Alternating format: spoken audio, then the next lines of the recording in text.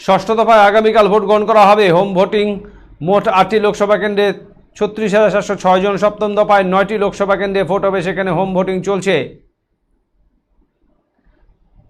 সিভিজিল 34,574টি অভিযোগ জমা পড়েছে। এমসিসি 11,503টি অভিযোগ জমা পড়েছে। ফ্লাইং স্কোয়াড, নাকা চেকিং, স্ট্যাটিস্টিক, সার্ভিলেন্স টিম কাজ করছে। সপ্তম জেলায় পুলিশ বারাসতে 81, ব্যারাকপুরে 81, 967টি কোম্পানি এবং 33,292 জন রাজ্য পুলিশ মোতায়েন থাকবে। নগদ মদ, মাদক সহ অন্য দ্রব্য মোট 398 কোটি টাকার উদ্ধার হয়েছে। 23 মে মালদা 3 জনকে ধরা হয় 2 কেজি ব্রাউন সুগার, যার বাজার মূল্য 2 কোটির বেশি। এদিন জানালেন অতিরিক্ত মুখ্য নির্বাচনী আধিকারিক অরিন্দম নিয়োগী। এখনো পর্যন্ত বলবেন? ষষ্ঠ পর্যায়ে লোকসভা সাধারণ নির্বাচনে ভোট গ্রহণ করা হবে আগামীকাল, অর্থাৎ 20শে মে।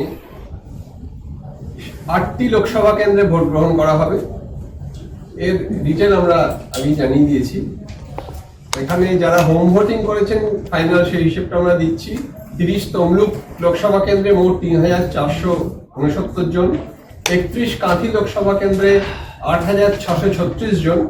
32 ঘাটাল লোকসভা কেন্দ্রে 3,739 জন। 33 ঝাড়গ্রাম তপশিলি উপজাতি সংরক্ষিত লোকসভা কেন্দ্রে 4,267 জন।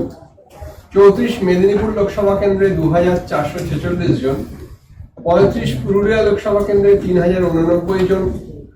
36 বাঁকুড়া লোকসভা কেন্দ্রে 6,128 জন এবং 37 বিষ্ণুপুর তপশিলি জাতি সংরক্ষিত লোকসভা কেন্দ্রে 4,932 জন ভোটার হোম ভোটিং ফ্যাসিলিটি নিয়েছেন, অর্থাৎ অ্যাবসেন্টি ভোটার্স পোস্টাল ব্যালট। মোট এই পর্যায়ে 36,706 জন এই বাড়িতে বসে ভোটদানের সুযোগ নিয়েছেন। সপ্তম পর্যায়ে ভোট নেওয়া হবে 1 জুন।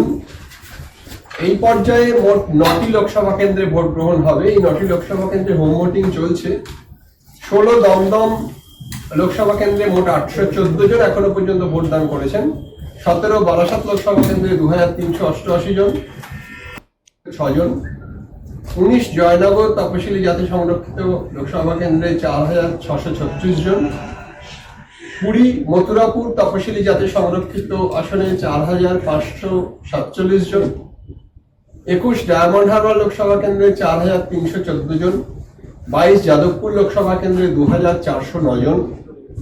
23 কলকাতা দক্ষিণ লোকসভা কেন্দ্রে 2,652 জন এবং 24 কলকাতা উত্তর লোকসভা কেন্দ্রে 2,034 জন। মোট 26,000 জন ভোটার সপ্তম পর্যায়ে সাধারণ নির্বাচনে বাড়িতে ভোটদানের সুযোগ এখনো পর্যন্ত গ্রহণ করেছেন।